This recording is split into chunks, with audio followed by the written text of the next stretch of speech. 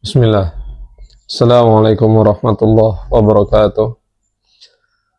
Alhamdulillah hamdan katsiran thayyiban mubarakan fih kama yuhibbu rabbuna wa yarda wa asyhadu an la ilaha illallah wahdahu la syarikalah wa asyhadu anna Muhammadan abduhu wa rasuluh. Allahumma shalli wa sallim wa barik ala nabiyyina Muhammad wa ala alihi wa ashabihi wa man tabi'ahum bi ihsanin ila yaumiddin.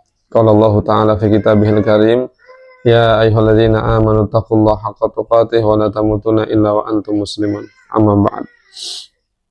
Saudara-saudariku, sahabat-sahabatku kaum muslimin yang dimuliakan Allah Subhanahu wa taala. Insyaallah kembali kita melanjutkan pembacaan kitab Muqarrar Tauhid karya Syekh Dr. Abdul Aziz Ibn Muhammad Alu Abdul Latif. Semoga Allah Subhanahu wa taala memberikan pahala dan ganjaran yang besar untuk beliau atas karya beliau ini. Yang insya Allah kita mengambil banyak manfaat dan faedah. Apalagi ini berkaitan dengan akidah kita, dengan keyakinan kita. Ini adalah pembahasan yang sangat penting sekali, ya, seputar tentang tauhid. Bagaimana seorang hamba bisa memahami tentang tauhid, yaitu mentauhidkan Allah Subhanahu wa taala. Qala al-mu'allif Allah Ta'ala, ya, penyusun kitab ini menyebutkan satu judul berikutnya, Anwa'u at-Tauhid, yaitu macam-macam tauhid. At-Tauhid huwa ifradullahi ta'ala birrububiyah wal uluhiyah wa kamali al-asma was sifat. Pertama, beliau mendefinisikan tentang tauhid, yaitu mengesahkan Allah Subhanahu wa taala di dalam rububiyah, uluhiyah, dan asma wa sifat. Anwa'u at-tauhid salasa. Di tauhid itu terbagi menjadi 3 macam. Wahiyya tauhidu ar-rububiyah. Yang pertama tauhid rububiyah. Wa tauhidu al-uluhiyah. Yang kedua tauhid uluhiyah. Wa tauhidu al-asma wa sifat. Dan yang ketiga tauhid asma wa sifat. Yang pertama tauhidu ar-rububiyah, wa huwa tauhidullahi bi af'alihi subhanahu mislu al-khalqi wal rizqi wa tadbiri al-umur wal ihya'i wal imatati wa nahwi dzalik. Yang dimaksud dengan tauhid rububiyah yaitu mentauhidkan Allah Subhanahu wa taala di dalam segala perbuatannya. Seperti contohnya penciptaan. Jadi tidak ada yang menciptakan kecuali hanya Allah Subhanahu wa taala. Keyakinan kita bahwa hanya Allah Subhanahu wa taala yang menciptakan seluruh yang ada di alam semesta ini. Jadi kita mengesahkan Allah di dalam penciptaan.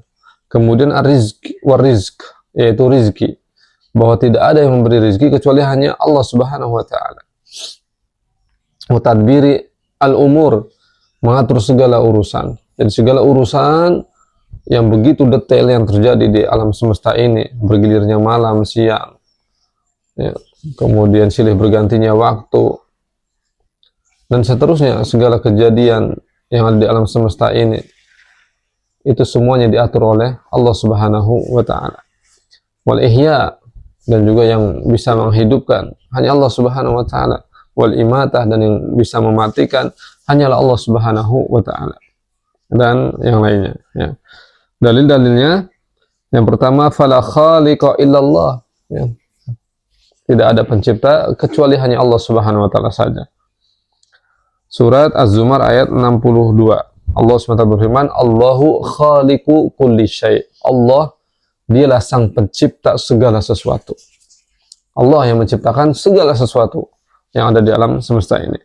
Wala raziqa illallah. Tidak ada yang memberi rezeki kecuali hanya Allah Subhanahu wa taala.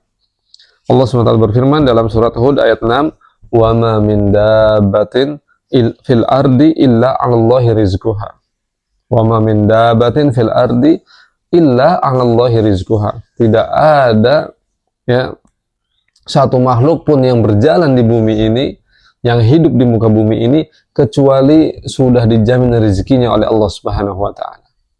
Jadi tanggungan rezekinya itu menjadi tanggungan Allah Subhanahu wa taala. Setiap makhluk yang hidup di muka bumi ini sudah ditanggung rezekinya oleh Allah Subhanahu wa taala. Wala mudabbira illallah, dan tidak ada yang mengatur segala urusan kecuali hanya Allah Subhanahu wa taala. dalam surat As-Sajdah ayat 5, yudabbirul amra minas sama'i ilal ard. Allah SWT dialah yang mengatur segala urusan dari langit sampai ke bumi. Wala muhiyya wala mumita illallah, dan tidak ada yang menghidupkan dan yang mematikan kecuali hanya Allah Subhanahu wa ta'ala. Dalilnya firman Allah Subhanahu wa ta'ala, huwa yuhyi wa yumit wa ilaihi turja'un, surat Yunus ayat 56. Dia Allah Subhanahu wa ta'ala yang menghidupkan dan yang mematikan, dan kepadanya lah kalian akan dikembalikan. Wa hadza annahu qad aqarra bihi al-kuffar ala zamani Rasulullah sallallahu alaihi wasallam.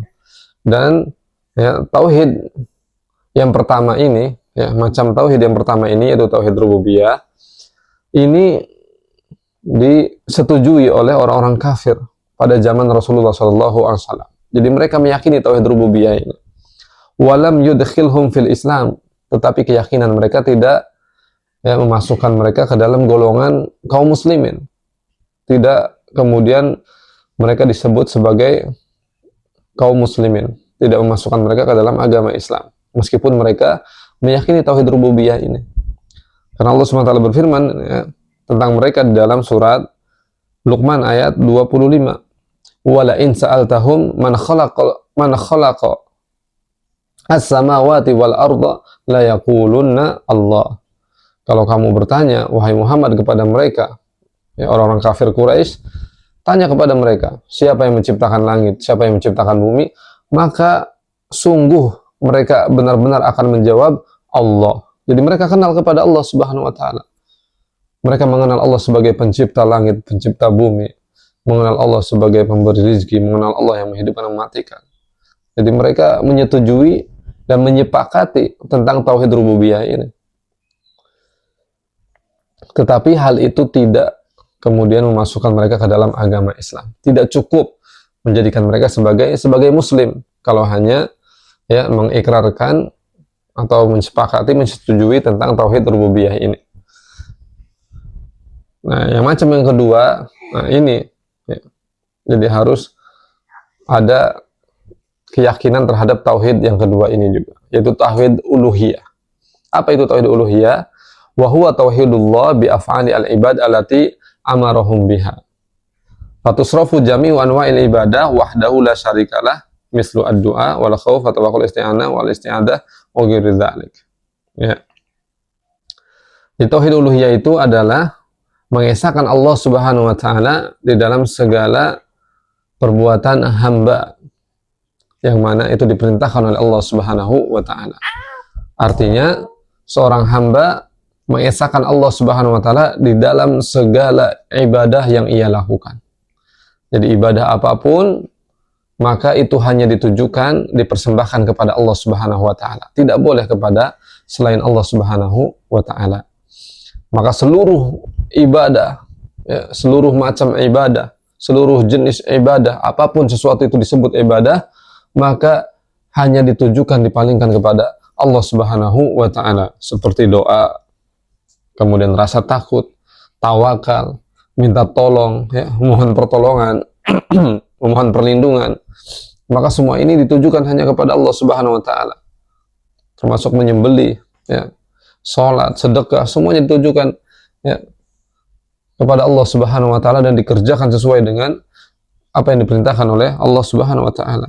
Maka disinilah ya, kaum kafir Quraisy itu terjatuh di tauhid uluhiyah ini. Mereka mengenal Allah sebagai pencipta, mengenal Allah sebagai pemberi rizki, tetapi di dalam praktek ibadah ternyata mereka menyekutukan Allah Subhanahu wa ta'ala dengan berhala-berhala. Mereka mendatangi berhala untuk meminta-minta kepada berhala. Ya, bahkan mereka berkurban untuk berhala, dipersembahkan kepada berhala-berhala. Mereka meyakini bahwa berhala-berhala itu bisa menghubungkan mereka kepada Allah Subhanahu wa ta'ala. Padahal Allah Subhanahu wa ta'ala tidak membutuhkan perantara di dalam ibadah. Jadi seorang hamba ketika beribadah kepada Allah secara langsung kepada Allah Subhanahu wa ta'ala.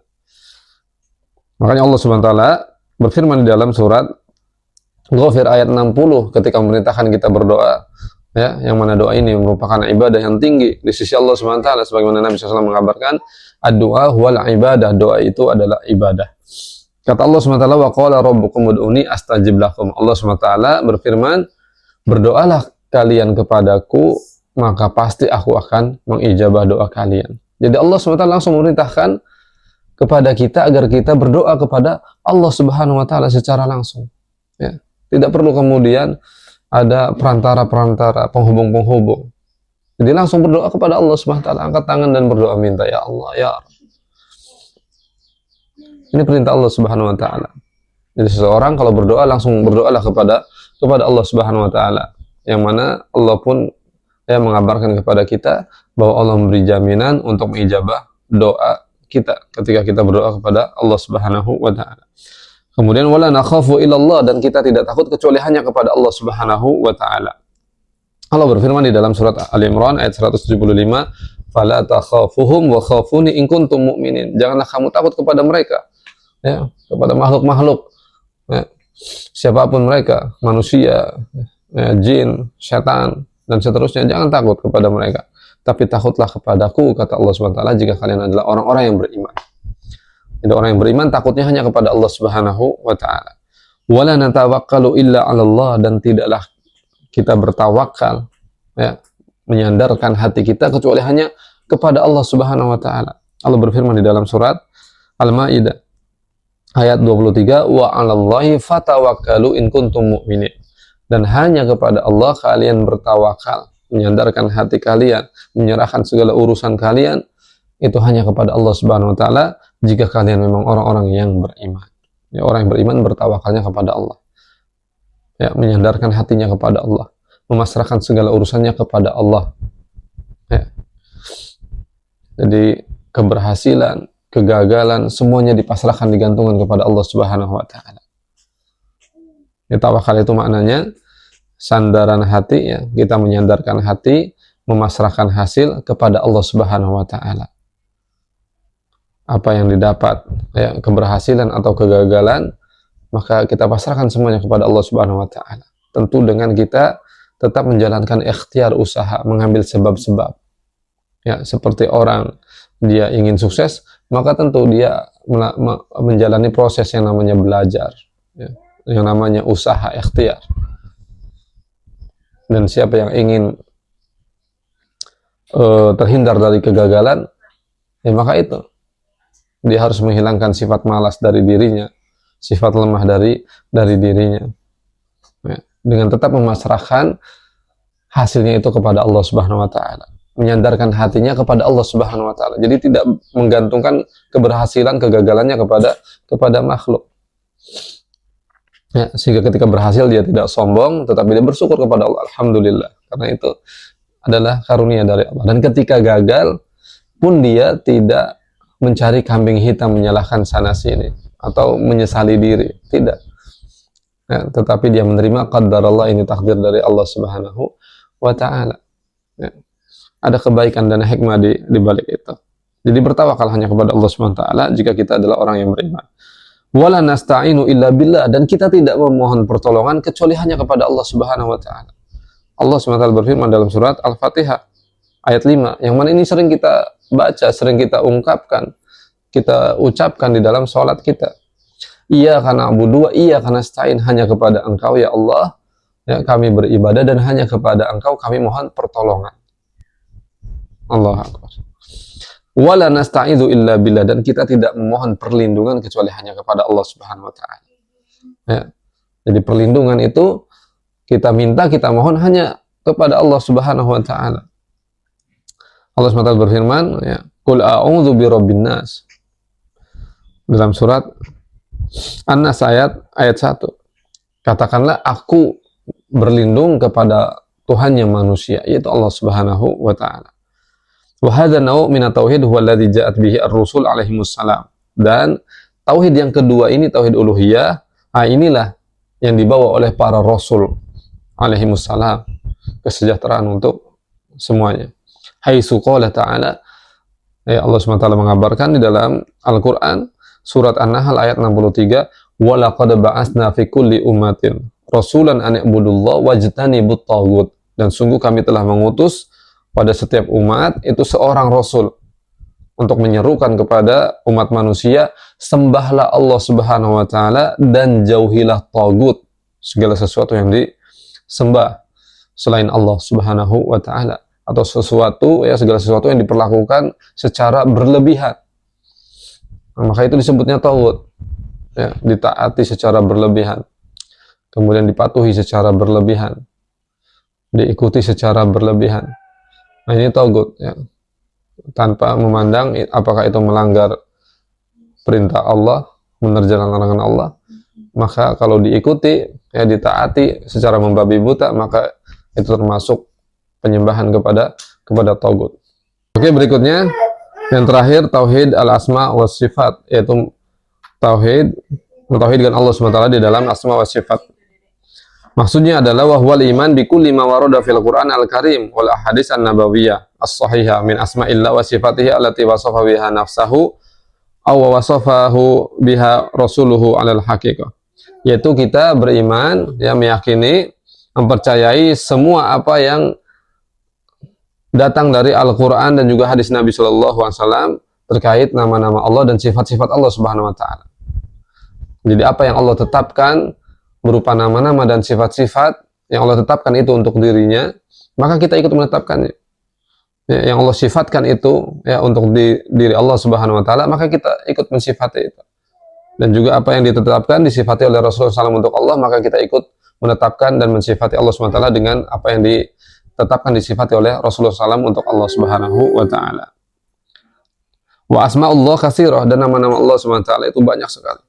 Di antaranya Ar-Rahman, As-Sami', Al-Basir, Al-Aziz, Al-Hakim, dan seterusnya. Ya, kita mengenal juga asma Allah ya, yang 99.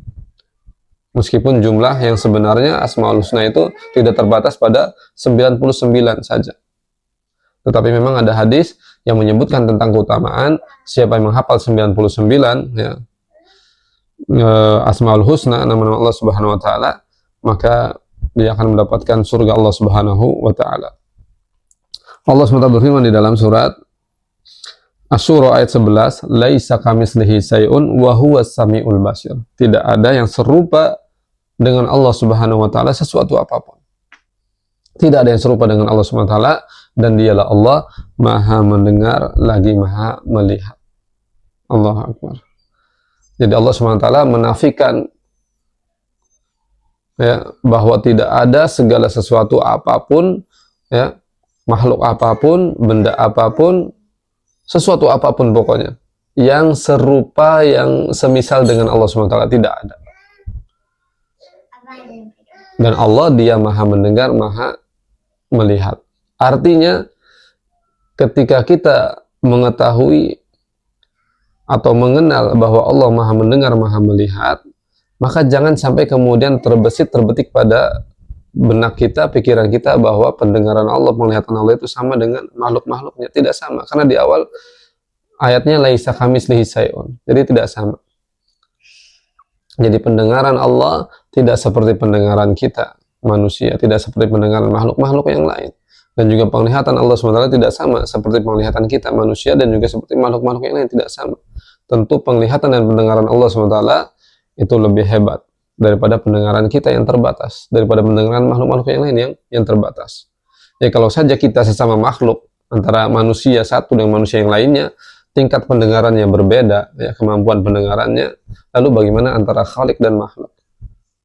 Ya, antara kita makhluk manusia dengan binatang misalkan, beda tingkat kemampuan pendengaran kita. Antara manusia dengan kucing misalkan, beda pendengarannya.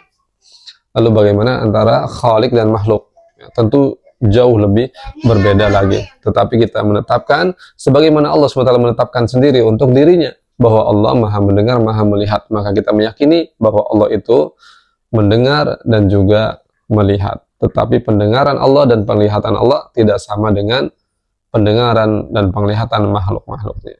Nah, demikian apa yang bisa disampaikan pada kesempatan yang mulia ini. Mudah-mudahan bermanfaat tentang 3 macam tauhid ini. Terima kasih atas waktu dan perhatiannya. Ya, barakallahu fikum jami'an. Kita berdoa kepada Allah Subhanahu wa taala, Allah manfa'na bima 'allamtana wa 'allimna ma yanfa'una wa zidna ilman ya rabbal alamin. Subhanallah bihamdik asyhadu an la ilaha illa anta astaghfiruka wa atubu ilaik. Walhamdulillah wassallallahu ala nabiyina Muhammad. Wassalamualaikum warahmatullahi wabarakatuh.